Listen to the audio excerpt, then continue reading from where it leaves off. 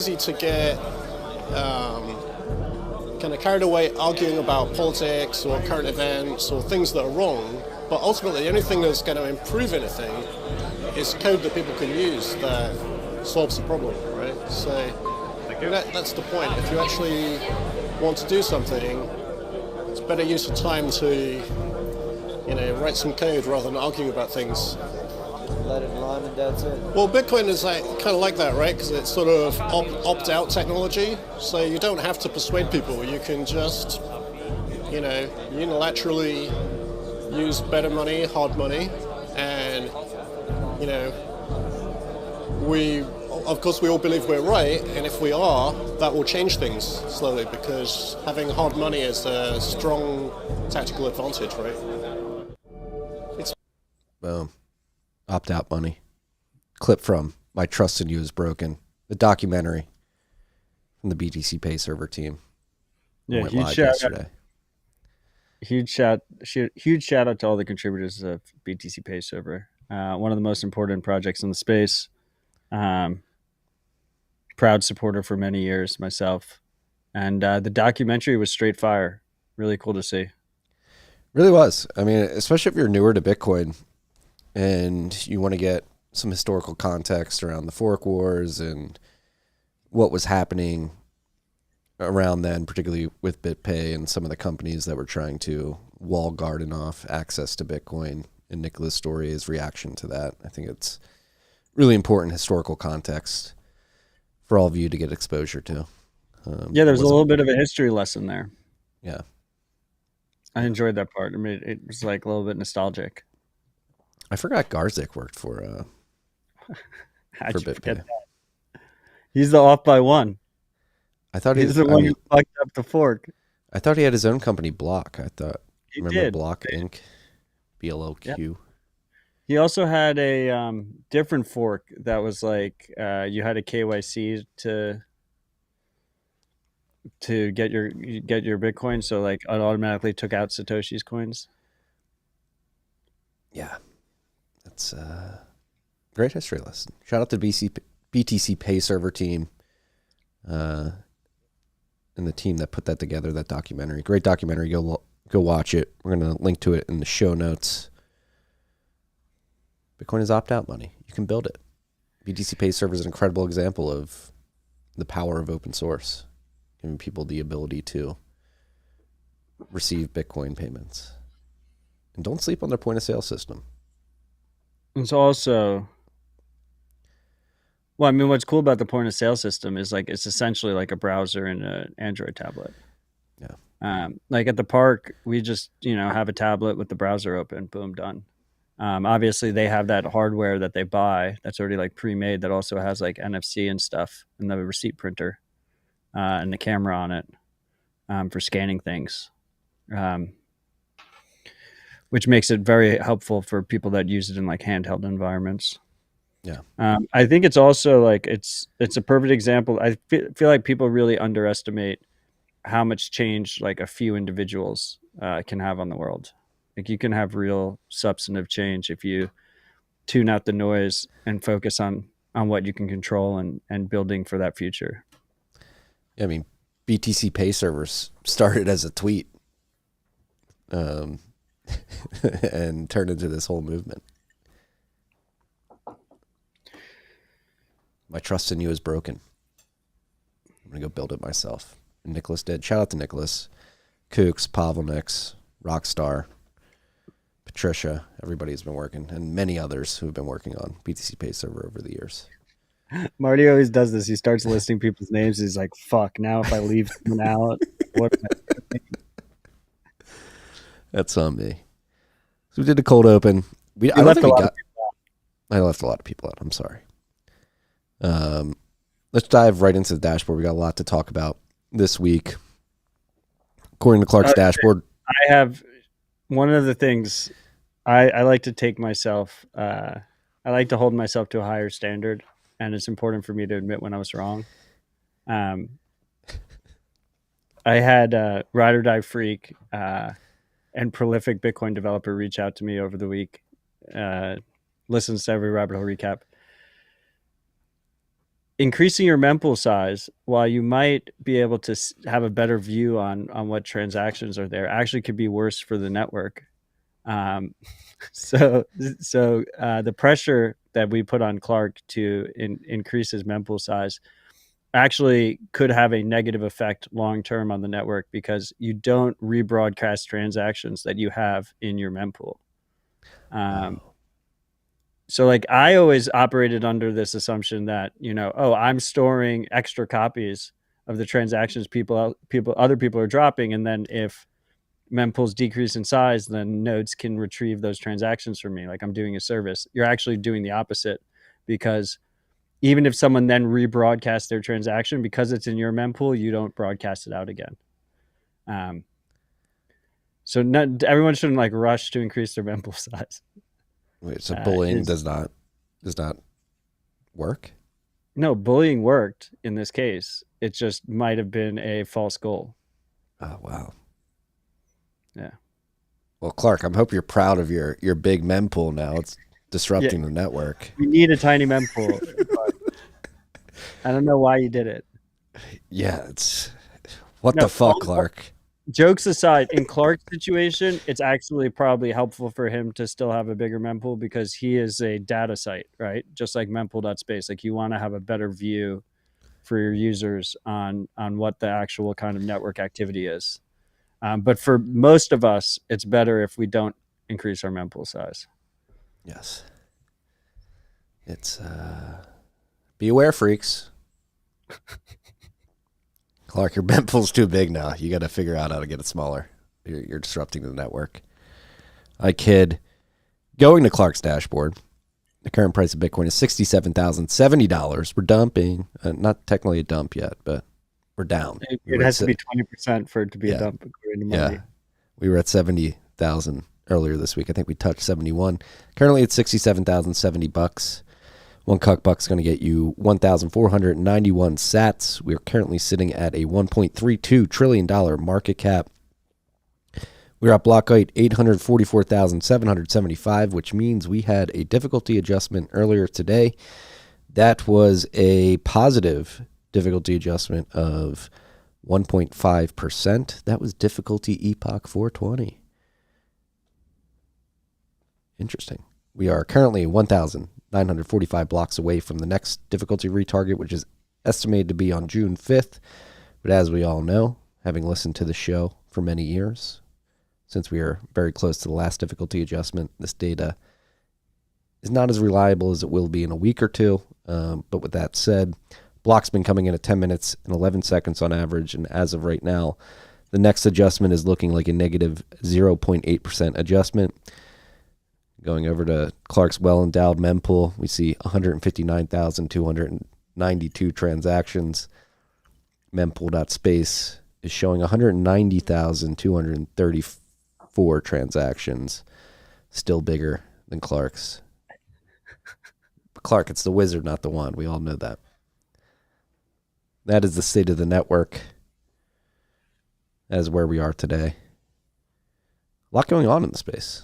Regulatory front, ETF front, Bitcoin Pizza Day was yesterday. A lot of interesting things there. Coinbase is in the news. Two headlines.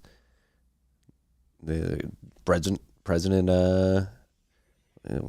former President Trump running again. Is accepting crypto as payment.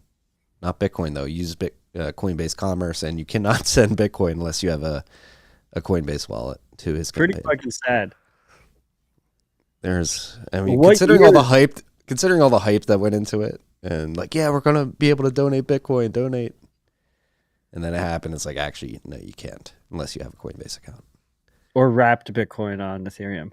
Yeah, they're like, we do support Bitcoin. And then Coinbase again set up in Washington Square Park in New York City for Bitcoin Pizza Day, and they only allowed people to pay in USDC, and we're KYCing people at the cart to give them free USDC to then buy pizza. Cultural appropriation.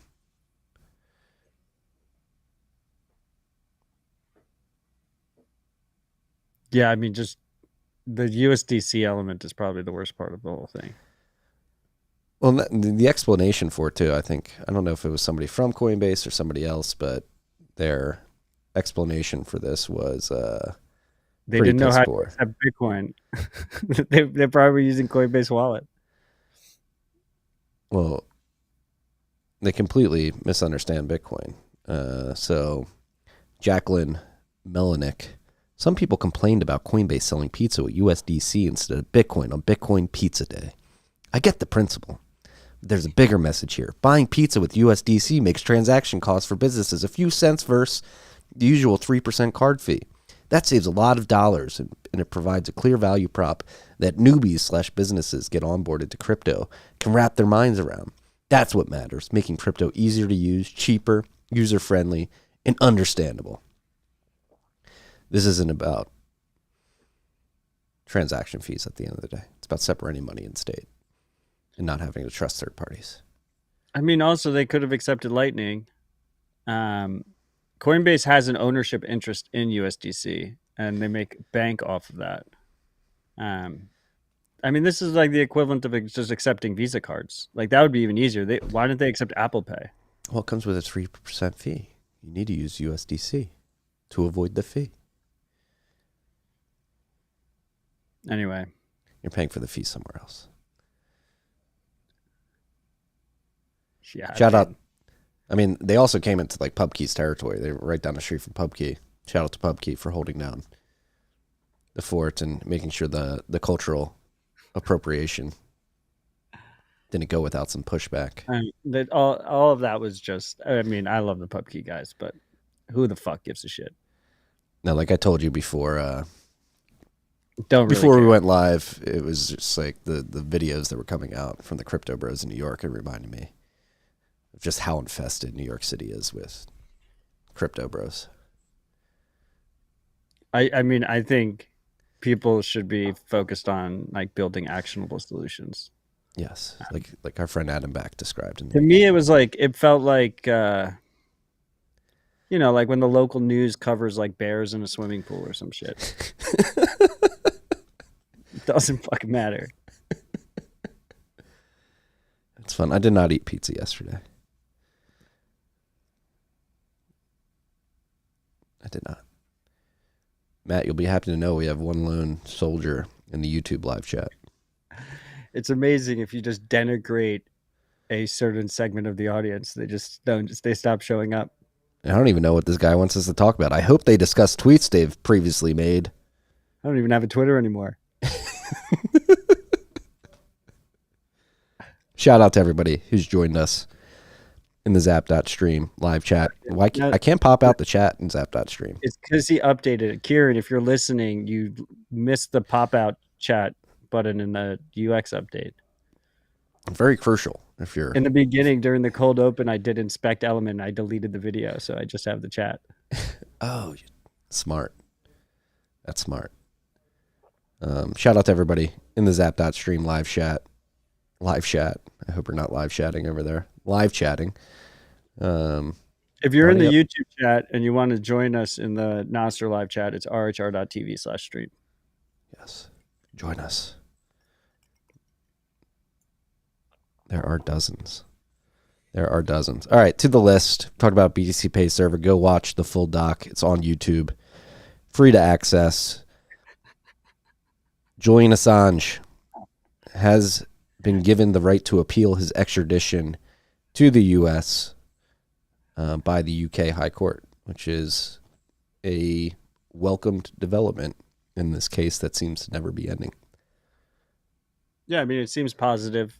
I'm a little bit I'm cautiously optimistic. But this case has just been, anyone who has paid attention and cared has just been like trodden all over. And I do think it's an interesting time to remind people that when all of this first started,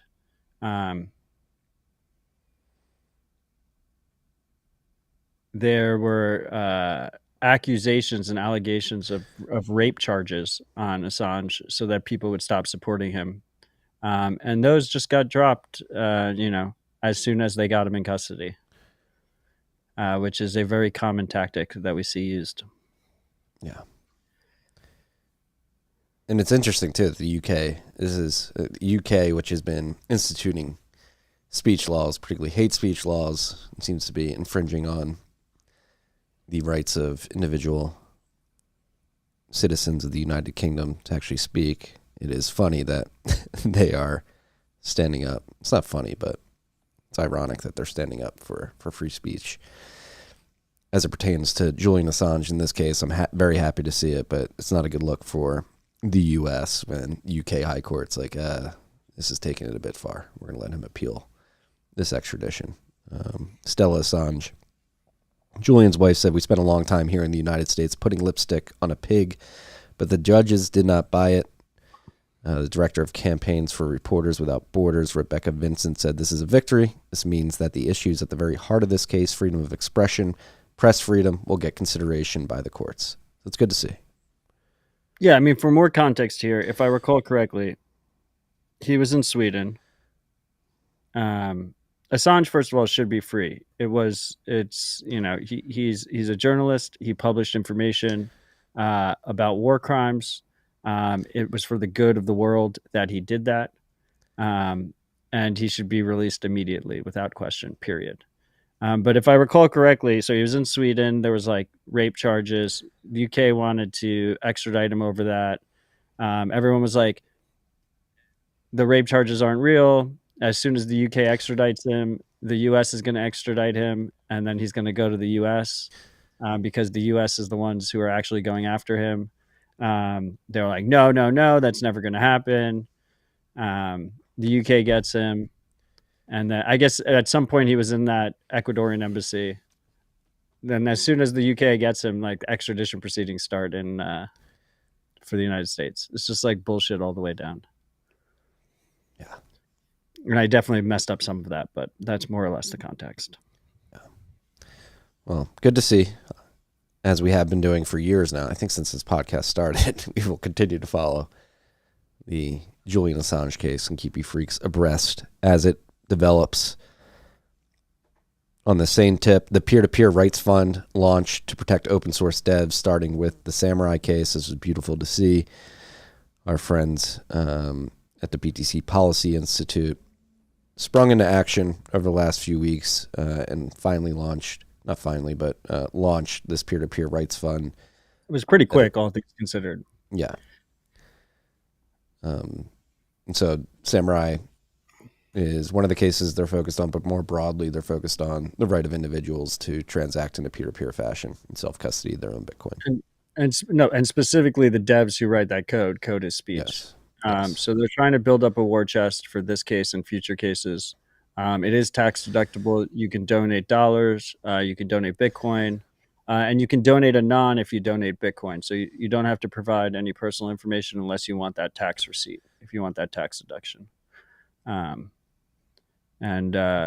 People, everyone should consider donating. I think there is a real chilling effect among developers in the ecosystem, and we rely on these open source contributors more so than ever. And code is speech, and it should be protected, particularly in America for sure.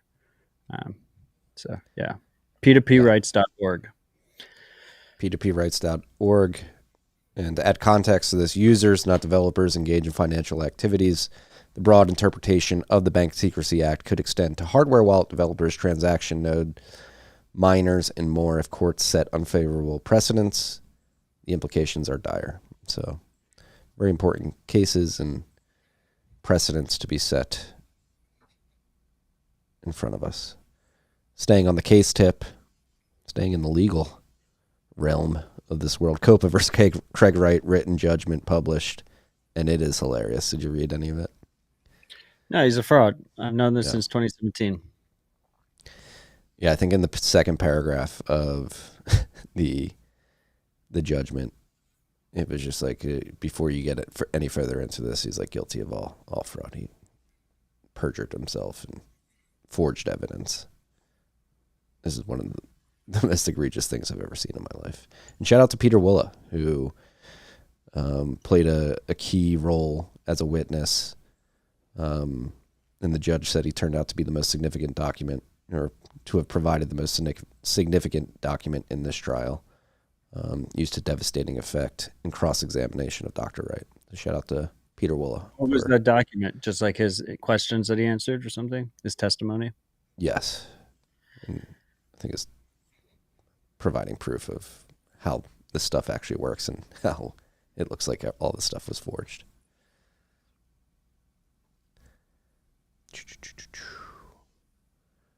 Anything to add there? He was a fraud. I've been saying it for years. Marty didn't see it because he's looking down. We're not lawyers. Thank you, Logan. We're not lawyers. Next up, Venezuela is cracking down on Bitcoin mining again. Venezuela has declared a ban on Bitcoin mining and pledged to disconnect all mining farms from the national power grid to alleviate pressure on the country's electricity supply. So this is yet another example of a government blaming Bitcoin for their power issues when Venezuela is a communist country that completely neglected their electrical infrastructure for well over a decade now. They have one of the most rich reserves of oil and gas in the world, and due to the fact that they're a socialist / communist government, they're not actually able to properly maintain their energy infrastructure, particularly as it pertains to oil and gas, and shoot that's themselves also in the foot. But that's also just a bullshit reason for confiscating the miners. Like, they're confiscating the miners so that they can mine themselves. Well, they've already done that before. Yeah, and they're just continuing doing that. I mean, I think this is a good example of why it's important for work to continue on improving the ability for miners to mine in more private ways. Obviously, if you're one of the biggest issues is the power draw. So like if you're power draw off a grid, like you're kind of just shit out of luck. But in terms of connecting to pools and how that works, improvements can still be made. And fortunately, one of the benefits is, you don't have to have a high bandwidth connection in order to mine Bitcoin. Yeah, hash shares that you send to the pool are kilobytes worth of data. You can send it over cellular data networks. As part of the crackdown, over 11,000 Bitcoin miners have been confiscated, which follows another anti-corruption initiative in the city of Marquette, where 2,000 miners were seized. So they've seized over 13,000 miners already, and should be expected from a dictatorial regime like they have in Venezuela. Supposedly, like a lot of times they'll seize your miners, and then they'll, then Ask all you of a to sudden, maintain them. yeah, you have like no money, right? So then they're like, well, can we pay you pennies for you to actually run the things for us because we don't know what we're doing? Yeah. As is typical with despotic regimes. On to white pills. Spiral issued a grant for Sean Gilligan and moves design grants to the Bitcoin Design Foundation. So design, very important part of Bitcoin, making it accessible. And so Sean Gilligan is building on a version of the free and open source software validating Lightning Signer that runs in a secure enclave. Has nothing to do with design. This is a dual announcement. So Sean's going to be working on VLS, which, for those who may not remember, this is really cool because validating Lightning Signer, what it's attempting to do is separate the full node from the private key, so you can run your node in the cloud and have your private key on a device that you actually control in your home or your business office, wherever you're controlling it. So you separate the node and the key, and since you have those separated, you have possession of the key and you can sign transactions communicating with the node But if for some reason or another a cloud provider were to deem that they didn't want you running a Lightning node, you would have the fallback that you actually had the private key. So they want to be able to take down your node and the private key in the cloud. You're able to separate those two. So this is a very important project. And so shout out to Spiral and good luck to Sean Gilligan on building a free and open source version of VLS. Yeah, so Citadel Dispatch 112. I had a whole conversation on VLS. It's a really cool concept. Yeah. You think it's viable? Yeah, I mean, I think it's low hanging fruit, and it's a great idea. I also just had Bitcoin Design Foundation on CD 132. Yeah, that's the second part of this. So the foundation has received a large donation from Spiral. We'd like to express our deep gratitude for the continued support of the mission to support designers and builders who help push the user experience and adoption of Bitcoin and related technologies forward. The design community and foundation would not exist without them. So shout out to everybody focusing on UX around Bitcoin. As I've said before, it's a complete tabula rasa. If you're looking to make your mark in the design world, come to Bitcoin and create user experiences that can set the standard.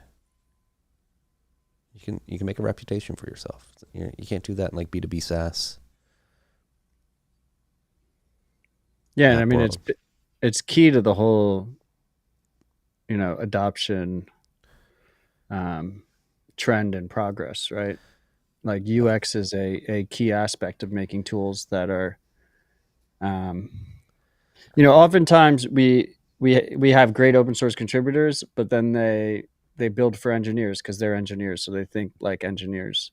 But the ideal tools, if you want billions of people to use Freedom Money or other tangential freedom tools, is you want a UX that is so intuitive that they don't have to go and listen to a podcast, read a book, watch a 3-hour YouTube video on how to use the thing. And design is key to that aspect. And I think particularly in the Bitcoin design niche, it's important that they're specialized because they need to be Bitcoiners and they need to understand how Bitcoin works in order to design effectively. Like you can't just be, just a regular old designer and design effective UIs, in my opinion. No, I mean, as it pertains to Bitcoin, there's so many experiences that need to be designed around address structure, coin control. Are you using a single sig or multi-sig? Are you transacting over Lightning on-chain? Are you using a Fedi mint, a Cashew mint, and trying to consolidate and abstract that all away while ensuring that the user has as much control as possible is a Herculean task, and it's going to take time to develop those user experiences. But like I said, tabula rasa, big problems, should be fun to solve. So if you're looking to have fun and you're a designer, come to Bitcoin. And what is the bitcoindesign.guide? Is that the website? Yes. No, that's their design guide, but yes. Bitcoin.design, maybe. Yeah, it's bitcoin.design. They have a design guide. Is the foundation link there too? I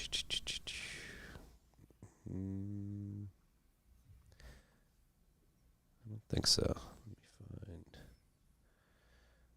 Bitcoin Design Foundation. That is bitcoindesignfoundation.org. If you want to go to that website. Very straightforward URL. Yes. .org. All right, shout out to Spiral. We're already at software updates. We'll go read the top 4. Boost from Rabbit Hole Recap. 305. BitAxe in the house. Had Scott from BitAxe live in the Bitcoin Park studio last week. Great conversation. Here are the top 4 boosts from that episode. At Eric99 boosted 50,000 sats. Stay humble. Stack sats. Great advice. 8 Mithrandir. Chat right now too, which is he's also still in the house. He's looking for design help, or he knows companies looking for design help. So hit up Scott. Being facetious there, it's probably BitX that needs design help. So Scott, when you lose Wi-Fi, I'm submitting an issue audibly. When the Wi-Fi goes out, the BitX spins up its fan to the super loud volume and then doesn't reconnect when Wi-Fi comes back on. It'd be nice if it didn't do that, because I turn my Wi-Fi off every night automatically. verbal PR. It's more of an issue because I didn't submit code with it, but yeah.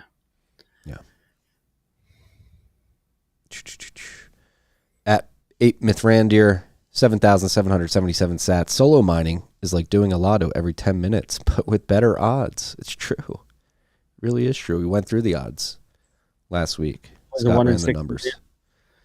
Yeah. Not bad. Not bad.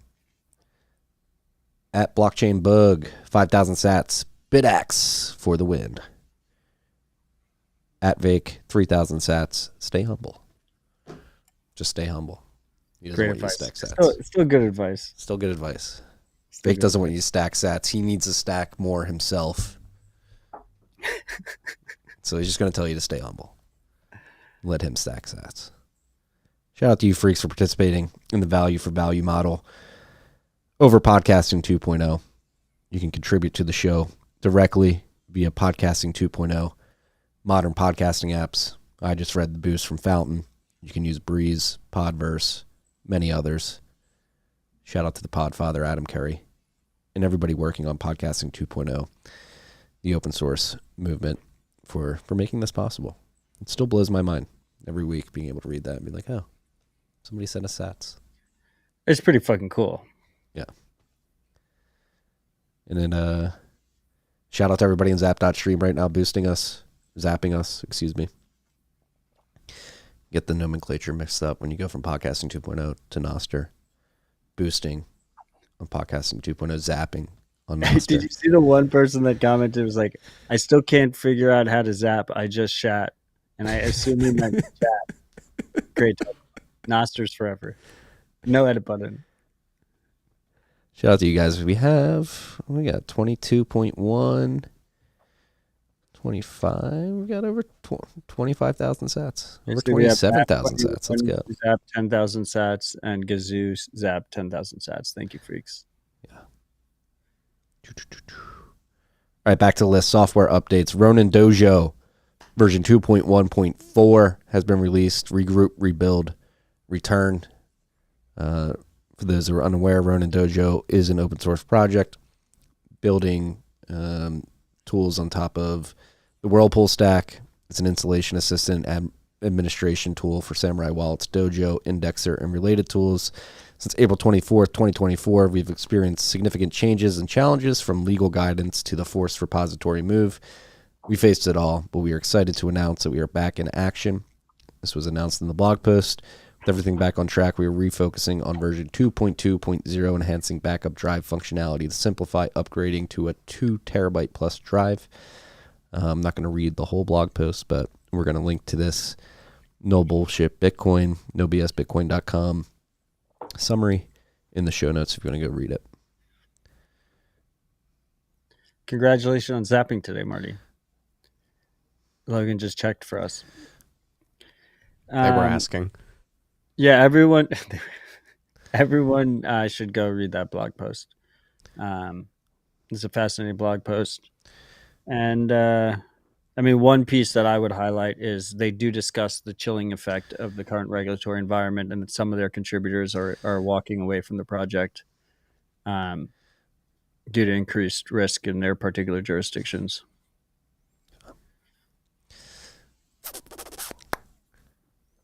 Chilling effect. I think, what is the website?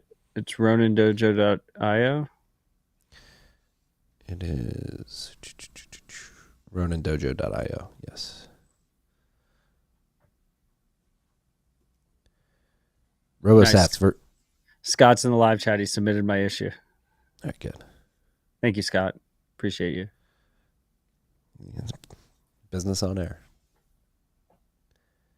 An RHR tradition like no other. RoboSats version 0.6.2 alpha has been released with the regression fix.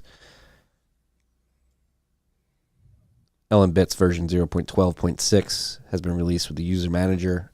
Phoenix D wallet integration, Eclair bug fix. I've been playing around with StartOS a lot lately, and it's pretty cool that you can self-host RoboSats. You've got a beefy setup too, don't you? I do. I like the beefy setups. Complete overkill right now, but I like it that way.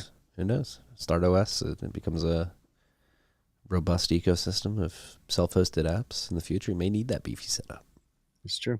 If you want to do a lot, you don't need. But if you listen to my recent conversation with Matt Hill, they're trying to make it very easy for people to upgrade their hardware. So you don't really need to, but I do think of it like an appliance. You know, like you don't want to update your fridge like how often do you want to update your fridge? Like 10 years, 20 years? I mean, good luck buying a 20-year fridge nowadays, but ideally it would be a 20-year purchase, right? Yeah. So I think of it as like a home appliance is your self-hosted server, right? Yeah. That runs a bunch of your cloud replacement things, not just Bitcoin stuff. I think that's a good approach. And yeah, before we ripped ourselves off the gold standard, I know people have had fridges for 50 years. Did you watch the Fallout documentary? Like you could survive a nuke in a fridge. What was Fallout documentary? It was the video game? Fallout the movie. The series. It wasn't a documentary. Not based on true. Like once per episode when they showed that kid walking out of the fridge. Yeah, he survived. They don't make them like that nowadays. Try getting in an LG fridge. You're going to die. The thing's going to melt and you're going to be mummified in plastic. Not ideal. PushTX, privacy-focused Bitcoin transaction broadcaster. This is really cool to see.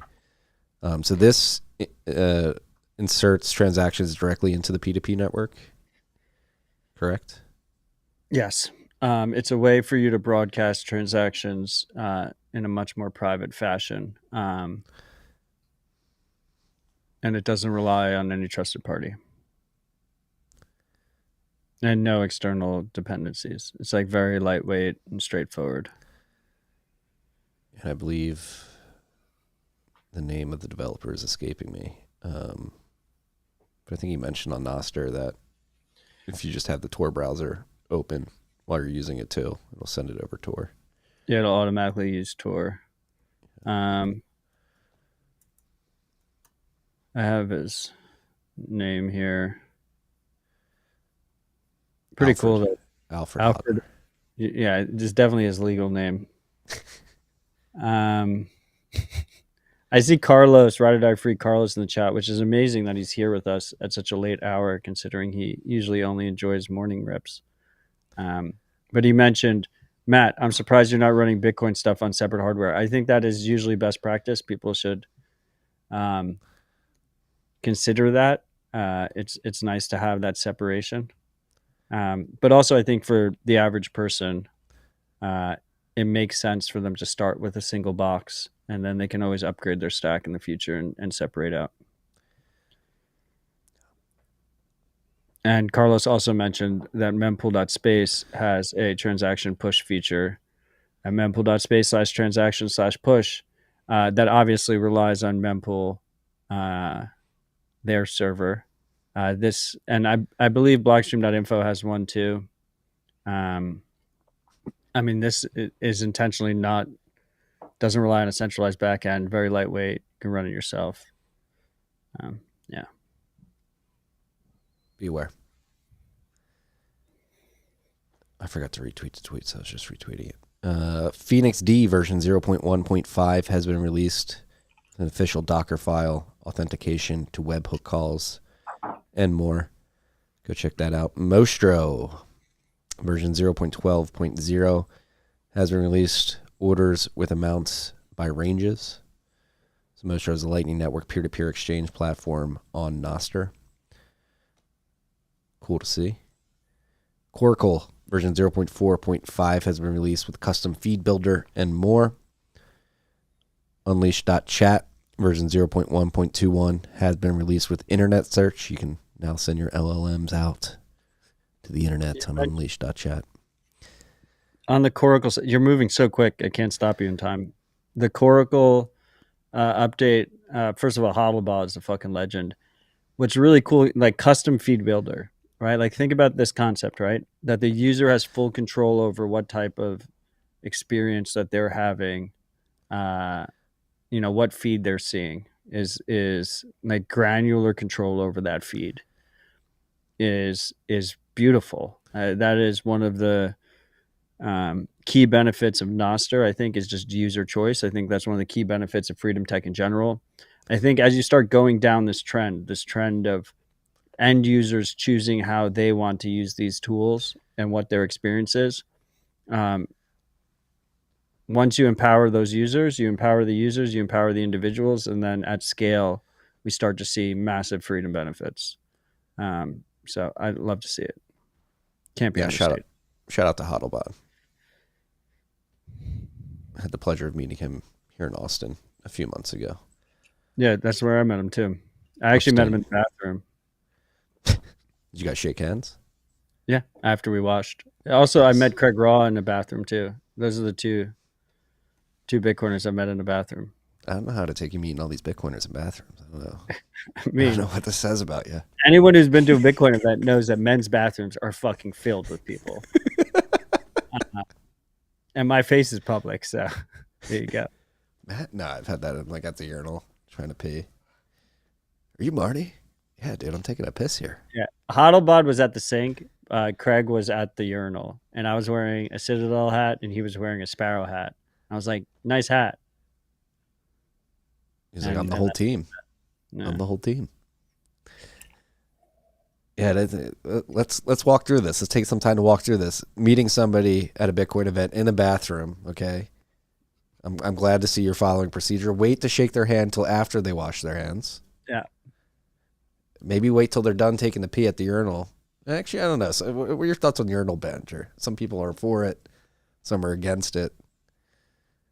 I think if you have the dividers, urinal banter is fine. There's no divider there. It's like where your eyes going. You could banter. The uncouth part is the peak. You're not supposed to, take a look at the other guy's junk. Yeah. But you can you just eyes forward chat. Yeah, maybe eyes. It's usually like eyes up. Yeah, man, this is a good event. Yeah. Yeah. I mean, Craig is a tall dude, right? So his hat was way above his junk. It was if he wanted to peek, he probably could. He had the angle. Yeah. Yeah. Well, he would have had a good view. Don't peek, freaks. It's uncouth. It's not polite. Wash your hands, then shake hands. Okay. That was urinal etiquette on RHR. Unleash chat. We already announced that. Did you see Gary in the chat?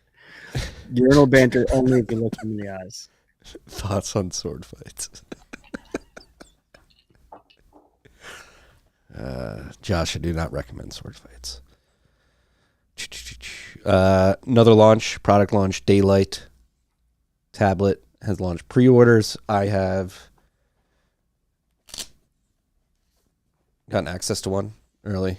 Anjan and Tristan came in and recorded an episode of TFTC last month. I've been using it for a couple weeks. It works well. The screen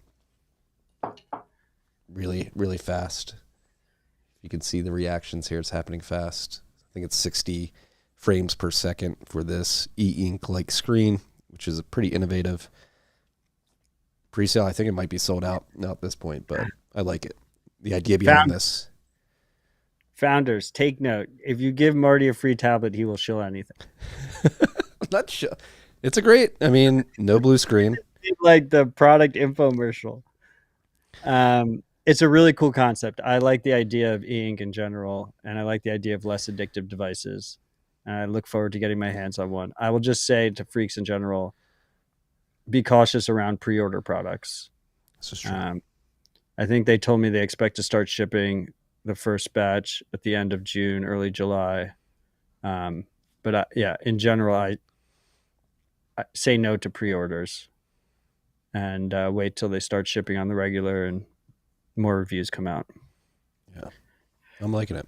It is, but much really more. cool concept. I mean, this is like, I was having this conversation at the park, at Bitcoin Park earlier today when we came in, because it's a really weird dichotomy, particularly since we're in the venture space now with 1031, but also with OpenSats.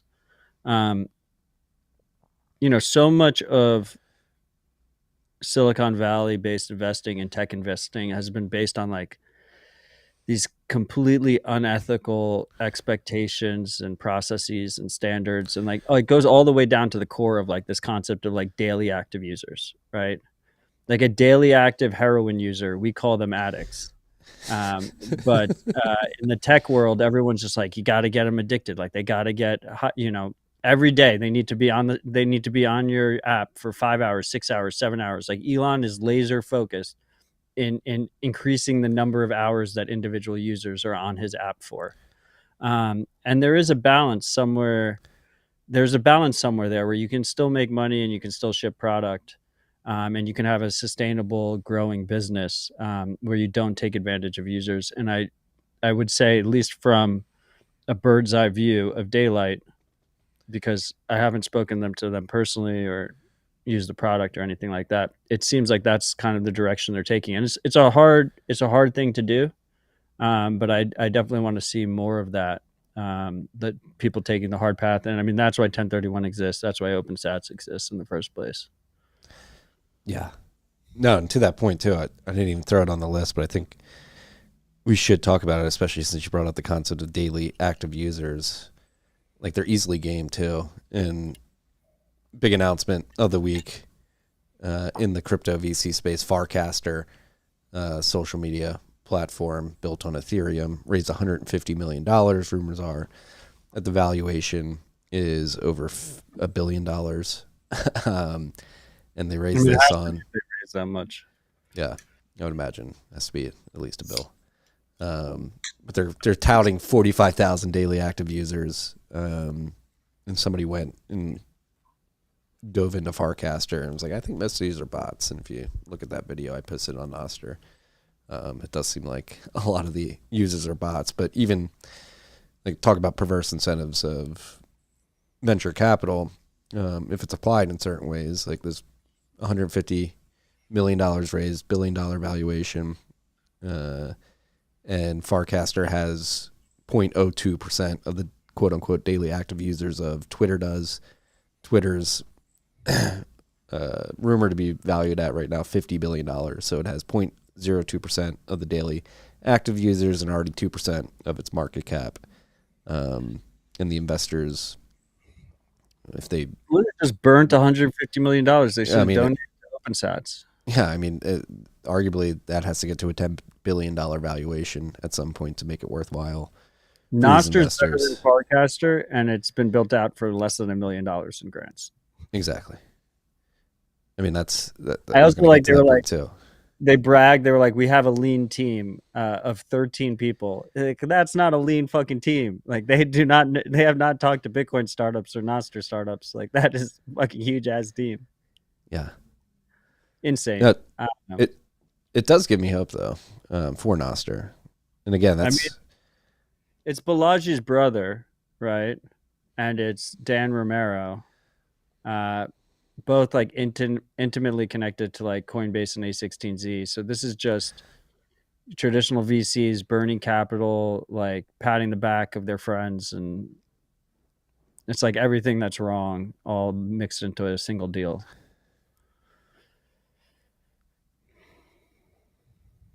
How many daily active users does Noster have right now? Paradigm is the co-founders Coinbase. Like the whole thing is just like a fucking boys club, just stealing investor money. Does anybody in the Zap.stream chat have a link to Noster daily active users? Well, I mean, I think the main stat we use is Noster.band, and I think it's overly conservative. And I think that's around 20,000.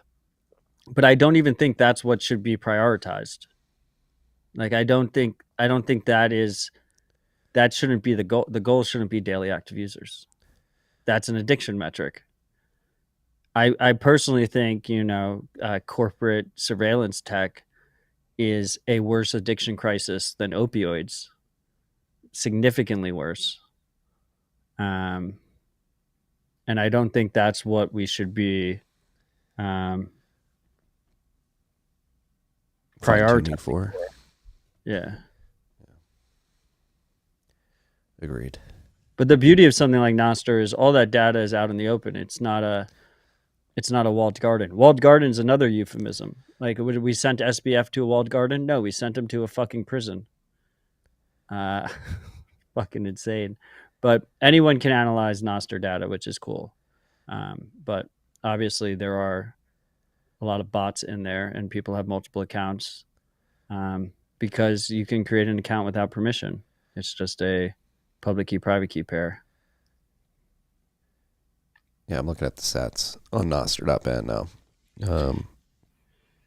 And also, like, bots should be able to use a communication protocol too. Like, one of the coolest parts about Twitter in the early days was how easy it was to make bots for it. And I think that ship has sailed. Like, it's you don't want to have a bot on Twitter. It's you're just going to get rugged at some point in the future. But Nostr's perfect for it. Yeah, and on that note too, I saw something. Since you're not on Twitter, you probably didn't see this, but I don't know if you're going to be happy. It's going to be a big told you so. You're going to tell me when am I going to get off, but told you so. I'm a man of honor. I'm a man of integrity. And the freaks need to know what's happening. Look, and pull this up. I mean, we were on this tip earlier, but X is now requiring ID for monetization.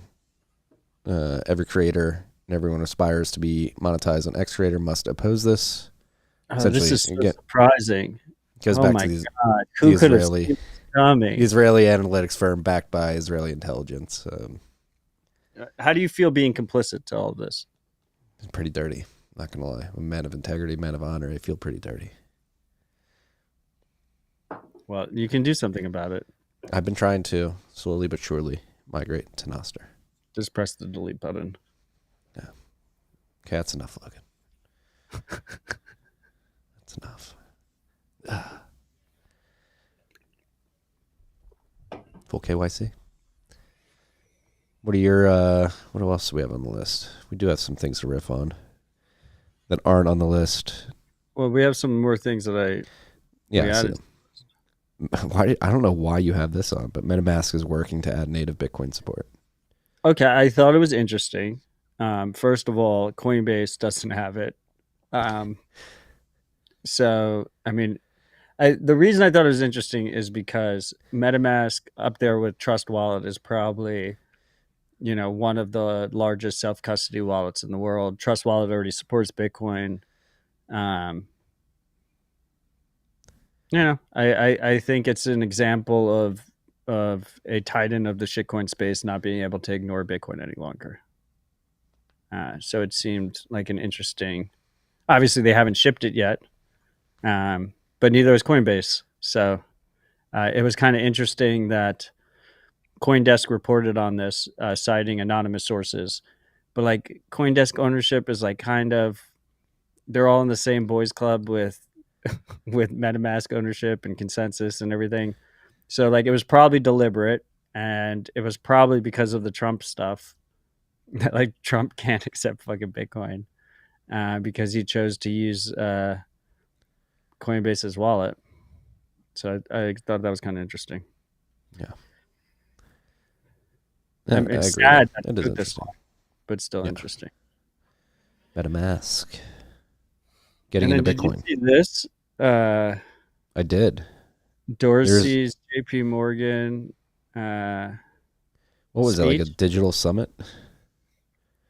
Yeah, it was a summit in Boston. And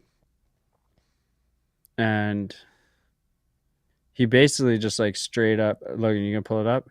He straight up just like, do you not have it? Logan doesn't have it. It's in there. What the fuck are you talking about?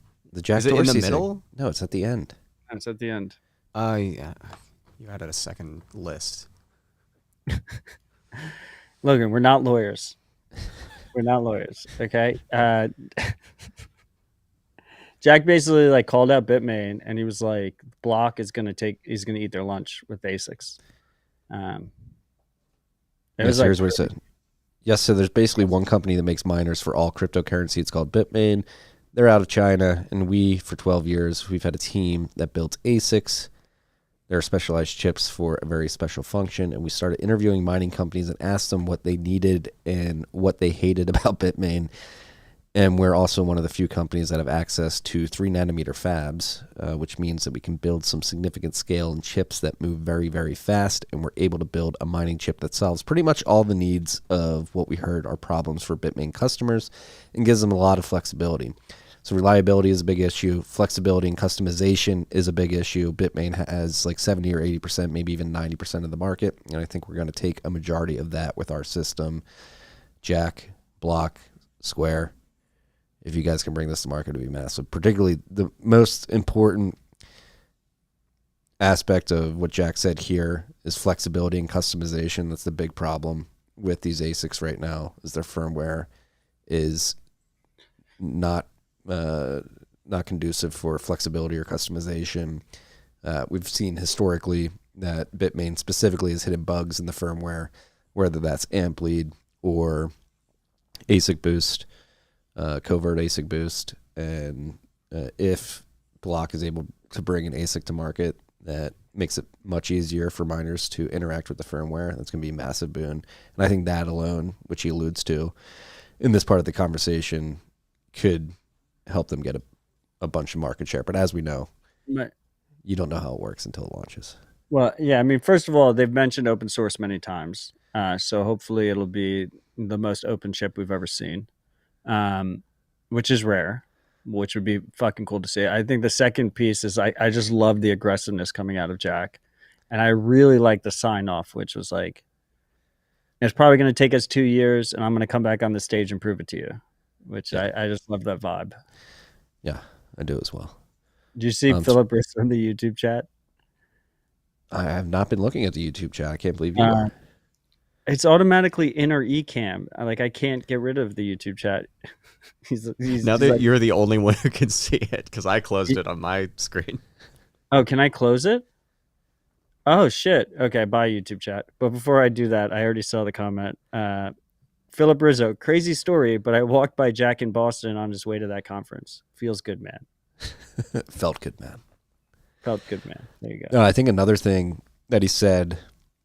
Congratulations on walking by Jack. I think another thing that he said during that conference, which is really impactful, particularly for that audience, and he said this publicly before, but I think saying it to this particular audience could be powerful, which is, hey, at Block, we're looking to disrupt ourselves because we see the potential of Bitcoin and recognize that it is going to be a massive disruption to our business if we do not adapt and adopt Bitcoin. And I think the same rings true not only for Block, but for any financial services company, bank, wealth manager, whatever it may be. Bitcoin is going to massively disrupt their business. And if they don't adapt and begin adopting Bitcoin and implementing it into what they do, they're going to get left behind. Maybe not next year, maybe not 5 years from now, but I would venture to be confident to say that within a decade, 2 decades, if you haven't adopted, you're going to be dead. I mean, is there like a greater suit conference than like the JP Morgan Digital Conference? Like he did it in their Lion's Den.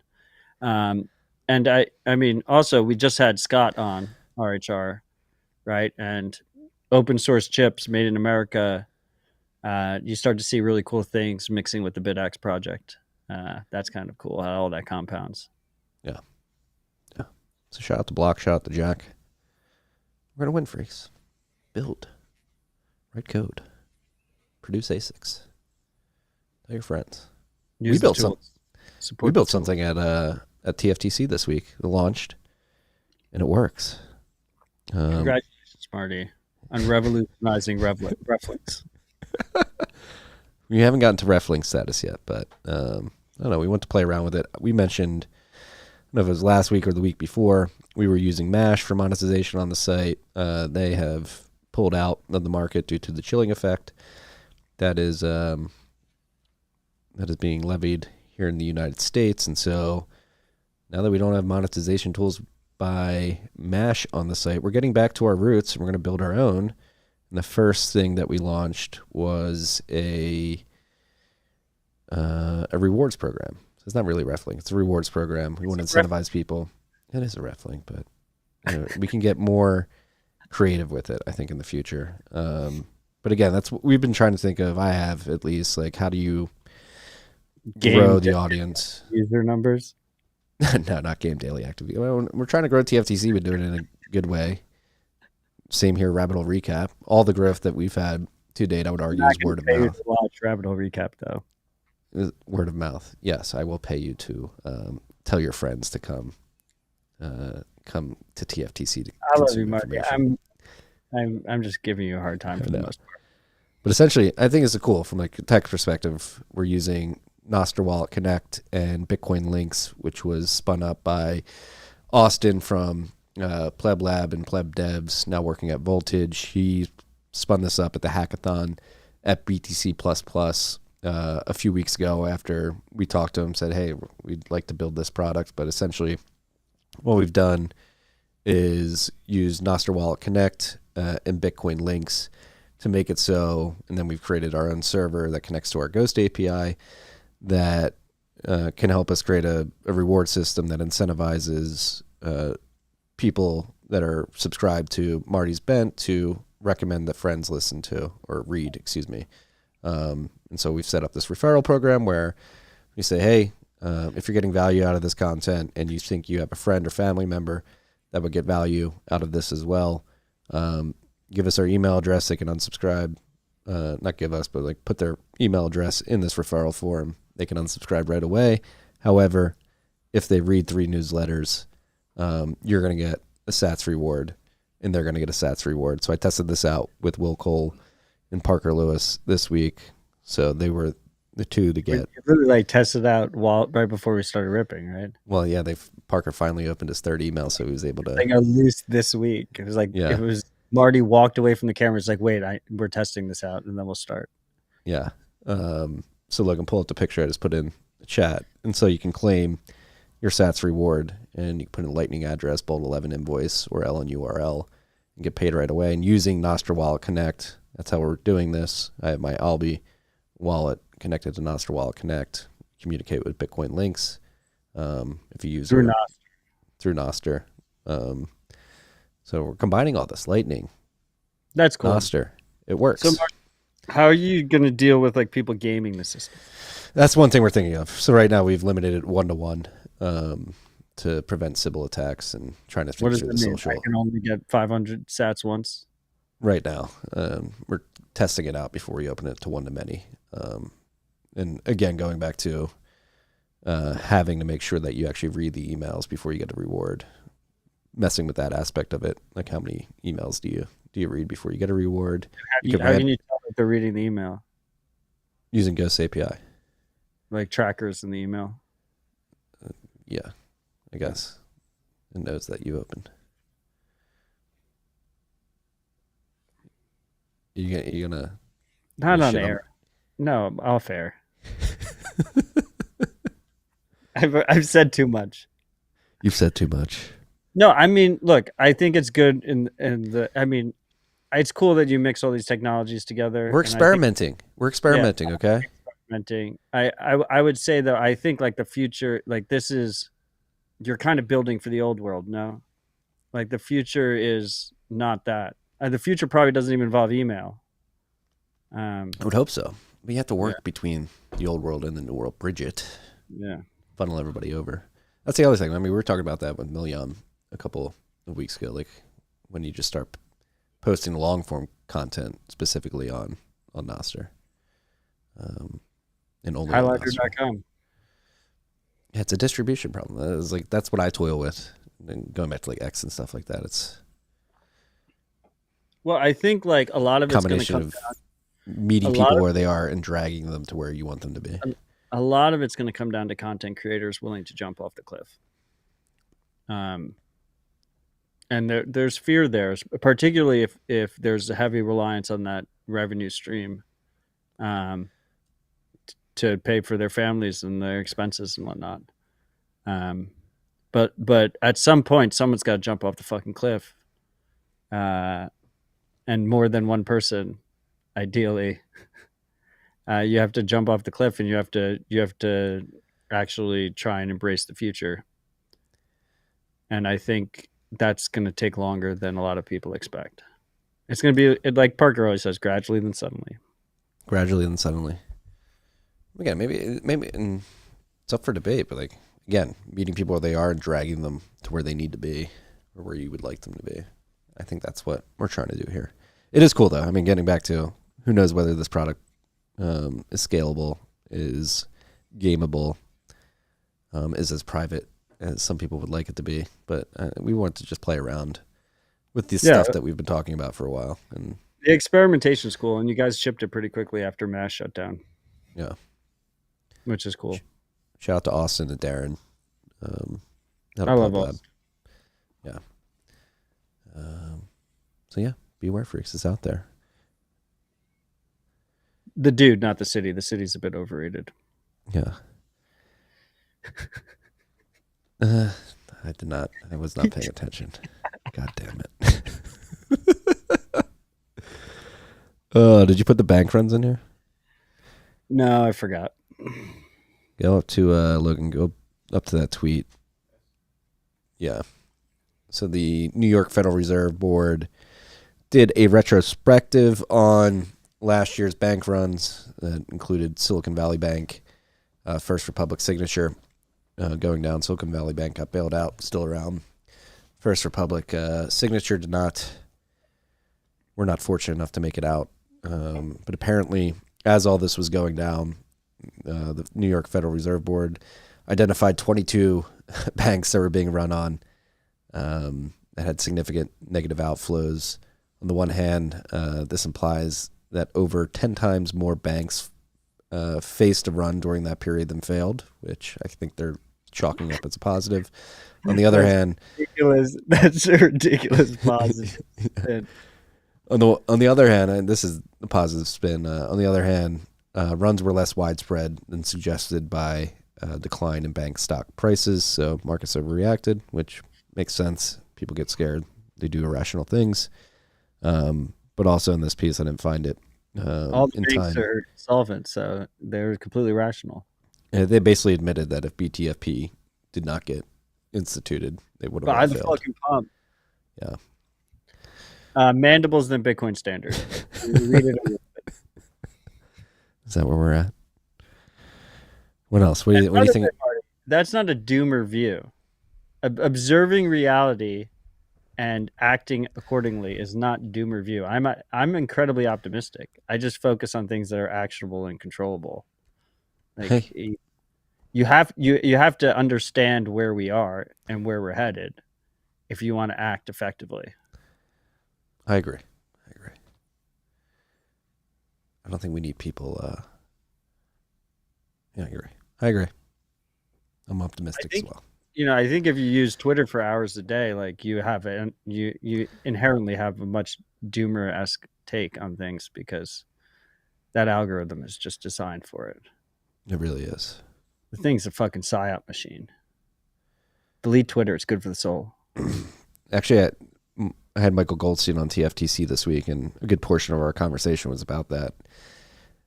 And he has a... How did it take you 7 years to have him on the show? It was the first time ever? First time ever. He's... Well, he's been on RHR live, at least. At BitBlock Boom, yeah. Yeah. He's not a very public person, It's true. He's done it right. Yeah. Besides that, he's still on Twitter. He's had the invite for a while. He's on Nostr now. Yeah. It's a step. So is the SNI.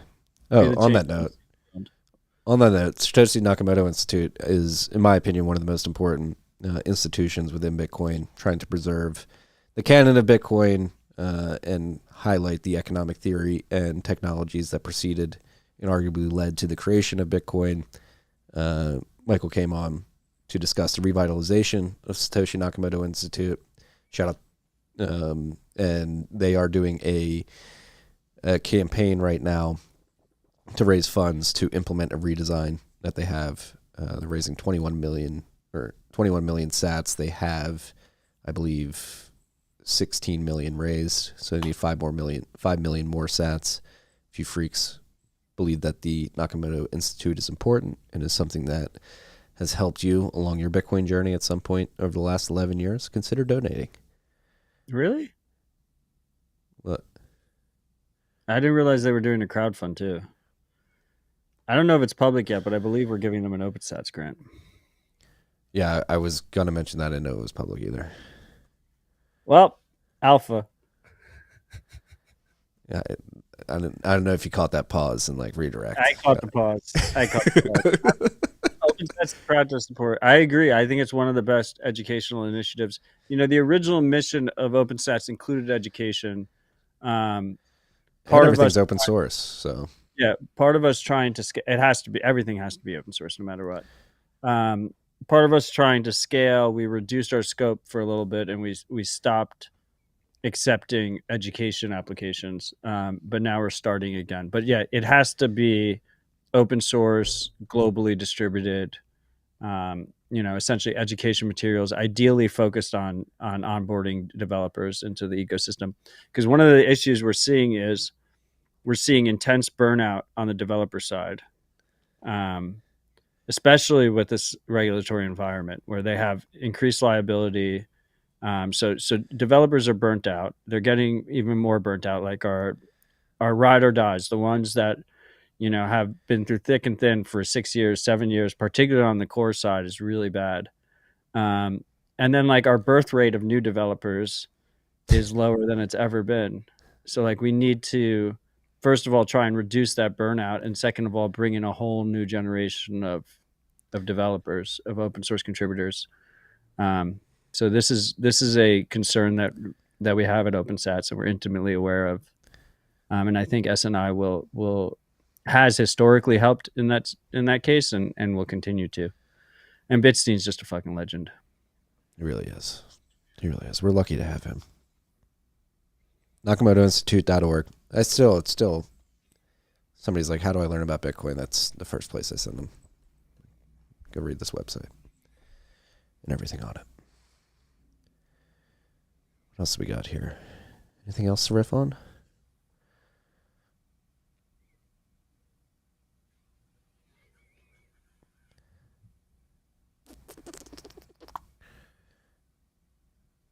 Looking at the list.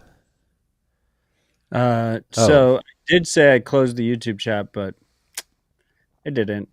Joseph Vogel of on the YouTube chat asks, is there a good nonprofit to donate to that can contribute to offsetting this dev drag?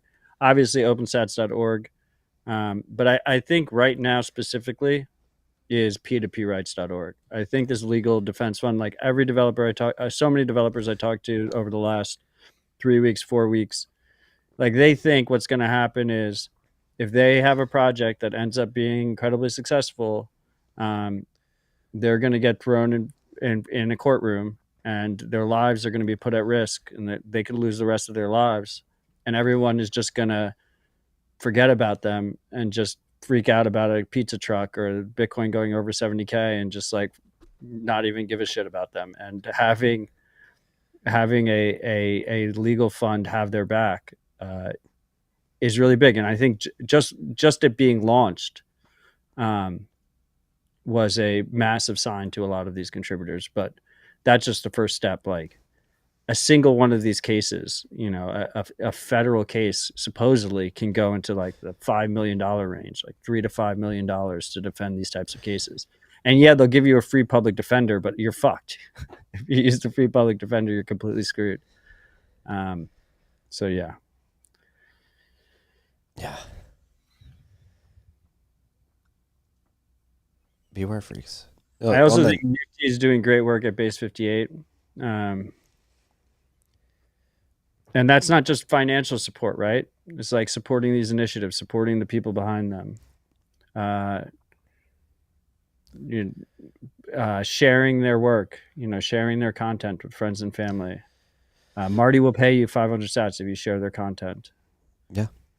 Summer of Bitcoin. Shout out to Summer of Bitcoin. Me Premier of Bitcoin. Yeah, Me Premier Bitcoin is great. But one of the cool parts about Me Premier Bitcoin is that it's not focused on devs.